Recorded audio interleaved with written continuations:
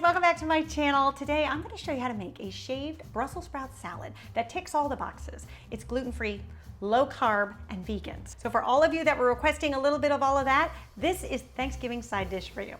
Now the thing about a shaved Brussels sprout salad is it's actually made with raw Brussels sprouts. You can actually eat these raw and they're delicious because at their core, if you look at them, they're just like a little cabbage. So by cutting them up, it's almost like making a fall coleslaw. Okay, so there are 3 different ways to cut a Brussels sprout for this salad, and I'm going to show you all 3. So method number 1 would be with a food processor. If you are short on time, this would be the move for you because it is quick and easy. Let me show you. So you're first going to need your attachment. So this is typically what comes with the food processor. You get these blade attachments and it has a little post like this that just locks into place, and then you're going to put the top on. Then you just want to cut off the end of the Brussels sprout. You can also remove any leaves that look like they're a little bit damaged. So you're going to put 3 in there. You can use this to push them down, and then you will see how quick this is. And then you will have your beautiful shaved Brussels sprouts. So this is a good technique if you like them really nicely cut up, because the food processor will definitely get you a very nice, finely ground Brussels sprout. Now, if you don't have a food processor, you can absolutely cut these with a knife. Cut them in half first, and then you have a flat edge. So you don't want to cut on something that's too wobbly. And then just go ahead and slice them.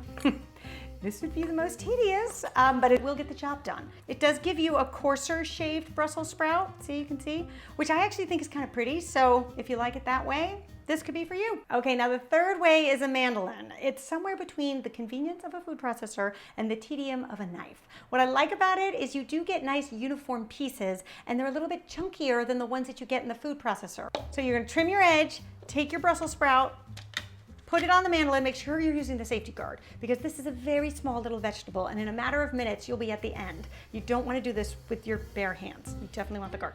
Okay, make sure you're stable, and here you go.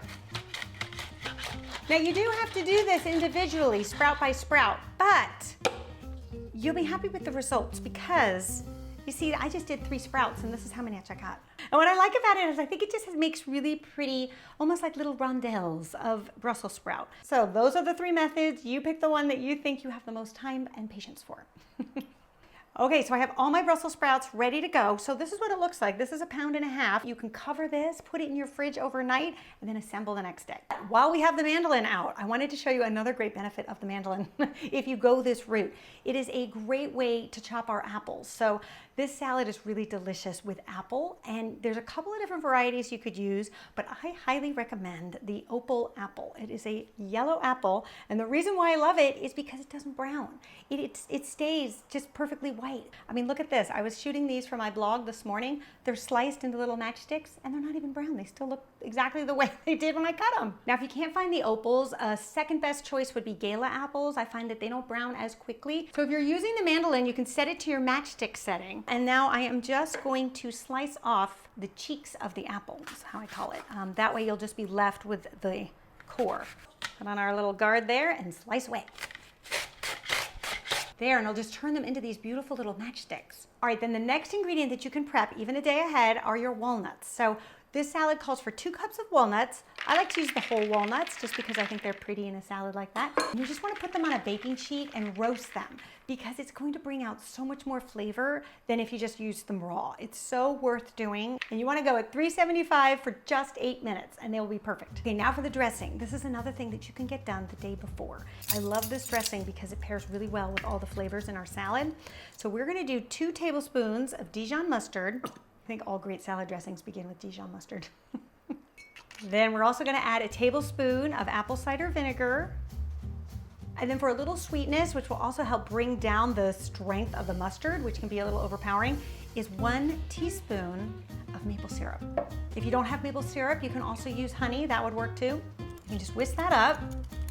For the oil, I would choose something light, like a grapeseed oil, or I actually really like to use walnut oil for this salad. I just wouldn't use olive oil because it's a little bit too flavored for this dressing and will start to kind of fight all the other ingredients. This is really personal preference. I would say start with 3 tablespoons, whisking it in a tablespoon at a time because it is an emulsion. You want to make sure that the oil and the vinegar actually combined. Taste it after 3 tablespoons. If you find after 3 tablespoons it's still too strong, then just keep adding more oil until it's exactly how you like it. Okay, so you can just cover this and refrigerate it until ready to assemble. Then we're also going to add pomegranate seeds to this salad, which adds a wonderful bit of freshness and color. And if you're lucky enough that your grocery store sells them already seeded, that will save you a lot of time. So let me show you how you would actually do it yourself if you had to. So step one is cut it in half, and I would put down a plastic board of some kind because it will stain your boards, at least for a few washings. So see, look at all that juice. It's already coming out of it. And then flat side down, cut it in quarters. This is a large pomegranate. Usually they're not so big.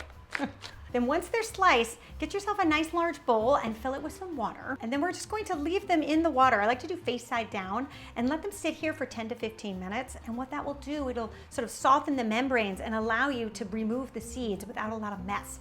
But what you're left with at the bottom are all of these beautiful pomegranate seeds.